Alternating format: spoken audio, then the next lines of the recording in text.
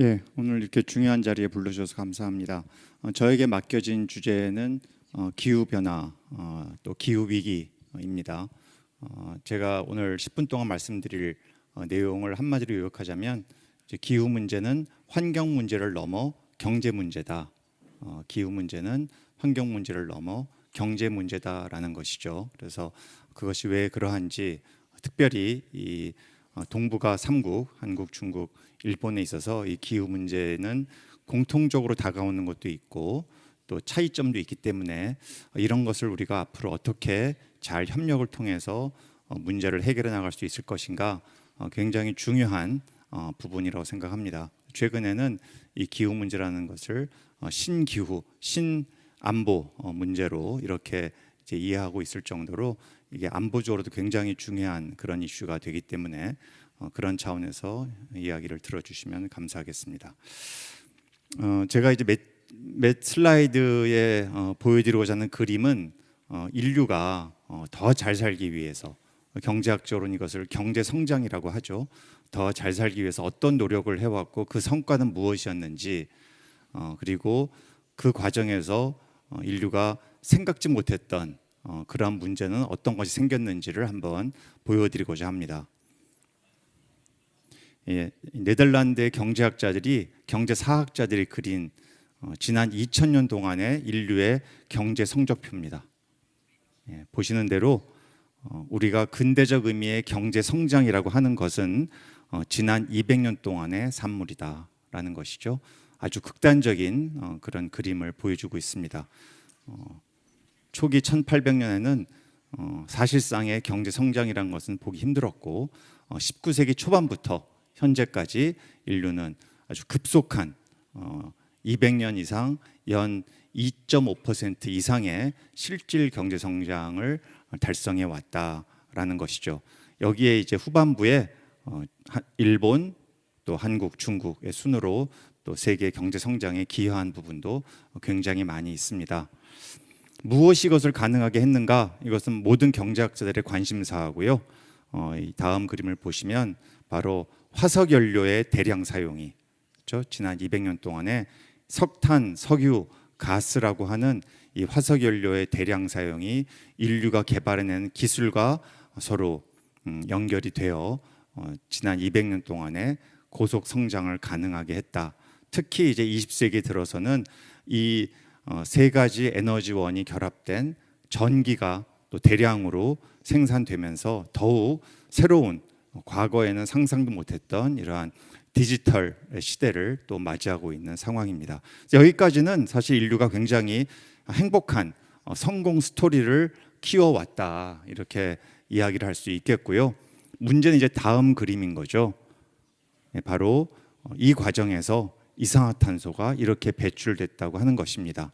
19세기에는 이산화탄소의 배출에 대해서 인지를 하지 못했고요. 인류가 이제 20세기 중반에 들어서면서 이산화탄소의 지구적 차원의 배출이 굉장히 많이 일어나고 있구나. 특히 2차 대전 이후, 즉 1950년대 이후로는 기울기가 훨씬 더 급한 것을 확인할 수 있습니다.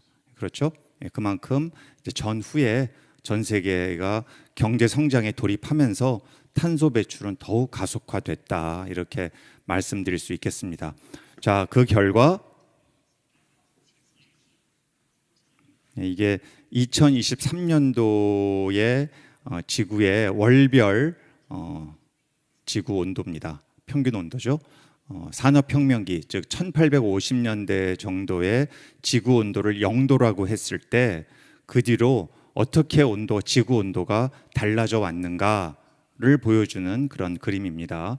그래서 아마 일본, 중국도 예외가 아니었다고 생각합니다만, 최소한 제가 사는 대한민국은 2023년도 여름이 참 견디기 힘든 여름이었습니다. 엄청 더웠거든요. 그래서 이 해가 산업혁명기 대비 지구의 평균 온도가 1.48도 오른 해입니다. 2023년도가 1.48도. 과학자들이 우려하는 온도는 바로 1.5도죠. 거기에 근접한 해가 2023년이고요. 작년은 더 더웠습니다. 제가 사는 서울은 작년에 밤에 열대야가 30일 이상 지속되기도 해서 굉장히 고통을 겪었는데 역시 통계로도 나타납니다.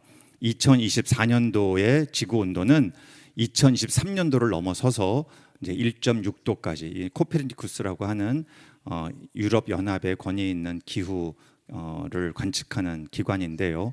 거기서 나오는 이제 결과입니다. 그만큼 작년 재작년은 인류가 지난 수천 년 동안 살아오면서 한 번도 겪지 않았던 그런 온도를 겪게 됐다.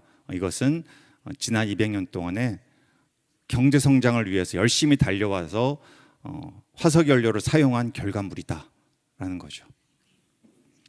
누가 이렇게 많이 배출하고 있는가? 이제 이 부분부터가 우리 동북아가 고민해야 될 문제입니다. 현재 중국이 전 세계 배출량 1위, 그렇죠? 일본이 5위, 한국이 9위입니다. 그래서 전 세계 탑10 중에 이 동북아 3국이 탑10 안에 다 들어와 있는 상황이죠. 그래서 이렇게 이제 현재 배출하고 있지만 또 이산화탄소라는 것은 배출되면 오랫동안 또 지구상에 머물기 때문에 누적된 역사적 배출량도 중요한데요. 그거는 또 역사적으로 보면 미국이 압도적인 배출량 1위 국가고 EU를 하나로 묶는다면 EU가 두 번째입니다. 그렇게 보자면 과거에는 현재도 미국은 많이 배출하고 있습니다만 선진국의 책임이 크고 현재는 또 많은 아시아의 특히 이제 인도와 같은 이런 개도국이 또 높은 성장률을 보이면서 탄소 배출을 늘려가고 있는 이런 상황이다. 이렇게 말씀드릴 수 있겠고요. 5개 국가 여기 제가 한국어로 돼 있습니다만 한번 금방 보시면 중국, 독일, 일본, 한국, 미국의 1인당 소득과 1인당 탄소 배출량을 점을 찍은 겁니다. 잘 아시겠죠? 중국, 독일, 일본, 한국, 미국 이 5나라 최소한 제가 제일 관심을 많이 갖고 있는 5나라죠. 이 나라들의 점을 보시면 아마 어떤 색깔이 어느 나라를 표시하는지 금방 아실 것 같아요. 저 보라색은 대한민국입니다. 보라색. 어떻죠? 놀라운 경제 성장과 놀라운 탄소 배출량을 자랑해 왔죠. 아주 거의 수직선에 가깝습니다. 중국은 굉장히 빠르게 배출하다가 최근에는 좀 속도가 확실히 줄어든 모습을 보이고 있고 일본은 내려왔다 올라가는 그러나 1인당 배출량 자체는 상당히 선진국 중에서 매우 낮은 수준. 독일은 지속적으로 떨어지는 이게 우리가 일반적으로 말하는 디커플링 성장과 탄소 배출이 이제 역으로 가는 이런 식의 모양을 띠고 있습니다. 시간이 너무 없어서요. 그래서 이제 에너지 전환이 중요하다. 더 이상 화석연료 기반으로 살아가면 안 되겠다 이런 것인데 이를 보시면 한국은 대한민국은 여러 OECD 국가들 중에 재생에너지 발전 비중이 제일 낮은 저 초록색이 대한민국입니다. 제일 밑에 있죠. 아주 압도적으로 적고 일본은 저 파란색입니다. 한 24% 정도 되고요. 중국이 재생에너지 비중은 3국 중에서는 가장 비중이 높습니다. 30%를 넘어가죠. 저 흐린 하늘색이 이제 중국입니다. 그러나 이제 유럽의 여러 나라들에 비하면 동북아 3개국의 재생에너지 발전 비중은 높다고 할 수는 없다. 이렇게 정리할 수 있겠고요. 이거는 그래서 어떤 일이 벌어지고 있는가? 지금 지도상으로 보시면 대한민국과 이제 일본이 보이는데요, 검은색으로 이게 지난 30년 동안의 우리 주변 바다의 온도입니다, 온도. 이게 Sea Surface Temperature죠, SST가. 그래서 이 해수면 온도인데요.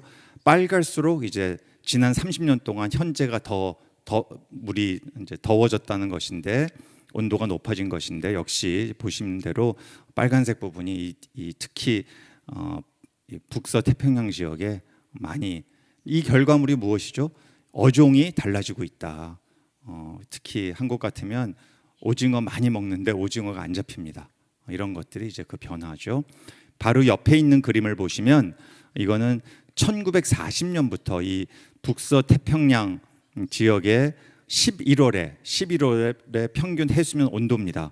역시 보시는 대로 굉장히 빠르게 아주 온도가 빠르게 증가하고 있는 것을 볼 수 있고 이것이 우리의 경제 활동에 수산업 활동에 미치는 영향이 매우 클 수 있다는 것을 금방 알 수 있습니다. 과학자들에 따르면 전 세계 어느 바다보다도 이 북서태평양 지역의 온도가 해수의 온도가 가장 빠르게 오르고 있다라고 합니다. 두 가지 위험이 있고요. 하나는 physical risk죠, 물리적 리스크고 또 하나는 이제 전환, transition 리스크입니다. 이 동북아 3개국은 여기 이 두 가지 리스크에 다 자유롭지 않고요. 그래서 여기에 또 우리 동북아 3국의 어떤 협력의 가능성들이 보이지 않을까. 특별히 이 물리적 피해는 한국, 중국, 일본이 다 공히 겪고 있습니다. 현재도 중국은 제가 알기로 이제 태풍 피해를 최근에 봤고요. 그리고 지난 봄에 대한민국은 역대 가장 큰 산불이 발생해서 어마어마하게 큰 피해를 일으키고 30명의 사상자를 내기도 했습니다. 그래서 이런 일들이 지금 동북아 지역에서 비일비재하게 일어나고 있기 때문에 앞으로 이러한 기후 피해를 어떻게 경감할 것인가에 있어서 우리 동북아 3개국의 협력 가능성에 대한 고민을 많이 해야 되지 않을까 이런 생각을 하고요. 특히 이제 전환 리스크 관련해서는 아리백과 ESG와 CBAM과 같은 제가 자세히 설명드릴 시간은 없습니다만 유럽연합은 이 CBAM 또 미국도 IRA나 CCA와 같은 이제 CCA는 청정경쟁법이라고 합니다. 그래서 이런 법들을 계속 준비를 하면서 기후를 매개로 한 그러한 보호무역주의가 점점 더 커지고 있는 형국이기 때문에 이런 것에 과연 우리 3개국이 어떻게 앞으로 대응해 나갈 것이냐 하는 것은 참으로 큰 과제가 아닌가라는 생각을 하게 됩니다. 예, 그래서 이건 앞에서 좀 이런 얘기가 나왔습니다. 어쨌든 뭐 탄소 배출 많고요, GDP도 비중이 크고 제가 이제 최근 하고 있는 연구의 일부인데요, 이렇게 볼 수 있겠습니다.